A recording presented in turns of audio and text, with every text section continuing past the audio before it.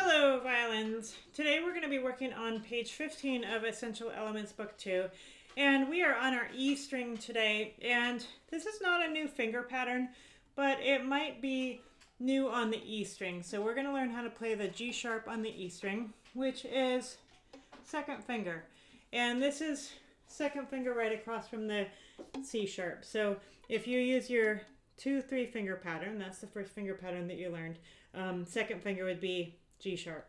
Often when we play on the E string, we'll play low second finger, G natural. But if there is a G sharp, either in the key signature for A major or as an accidental, then you need to play high second finger.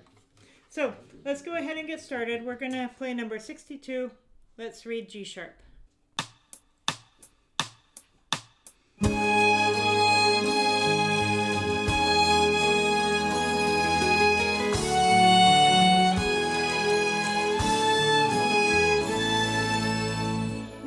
The E string is very, very thin, and it's really easy to crush it if you put too much weight into the bow. So you generally want to use a pretty fast bow speed and then very, very little weight. In fact, you can use your pinky to even counterbalance the weight of the bow so that you're not putting too much weight into the string. So very, very light on the E string and with plenty of bow speed is the name of the game. Let's go ahead and do the upper octave of the A major scale. So we're going to start on the A string, and this is using the 2-3 finger pattern on both the A string and the E string.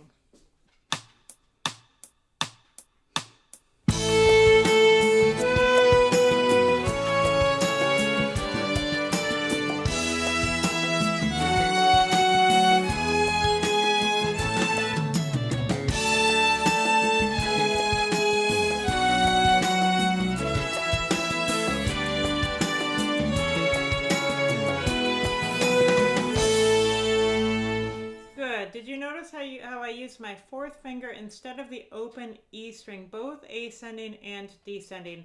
When you are playing that note that is the open E, in most styles of music, you do want to avoid playing it with the open string most of the time because the open string can sound very, very bright, and it's just a little bit of a warmer, nicer sound if you use the fourth finger. So get used to using your fourth finger for E on the A string, and every now and then you do have to use the open E to avoid a string crossing or because the style of the music requires it. But most of the time you're going to substitute the fourth finger instead of open E. Let's go ahead and we're going to do the A major arpeggio.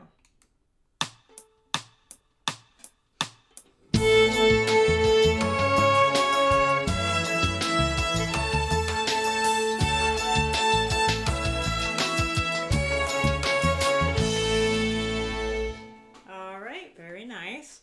The next one is called the fig tree.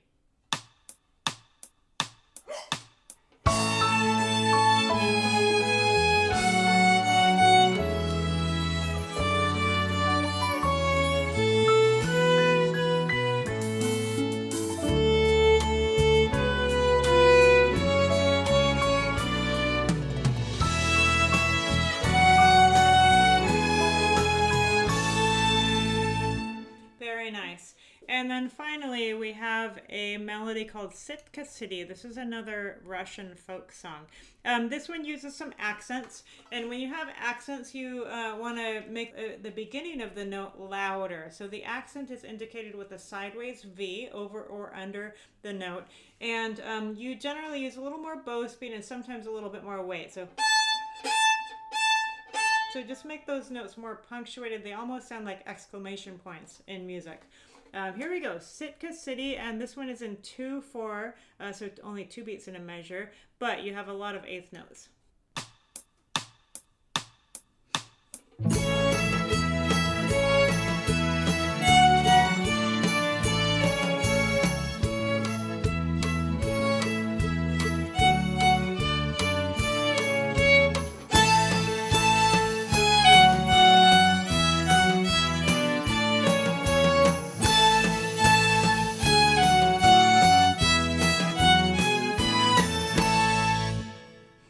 Okay, and then remember that the note in the last measure,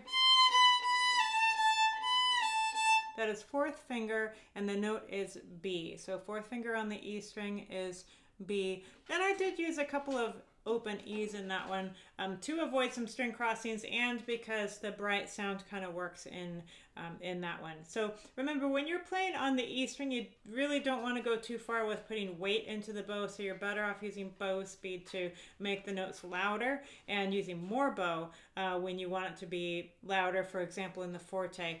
And when you have those accents, put a little bit of separation between the notes so it's kind of like a staccato, but it also is louder. So I hope that you enjoy the songs on page 15. Good luck and happy practicing.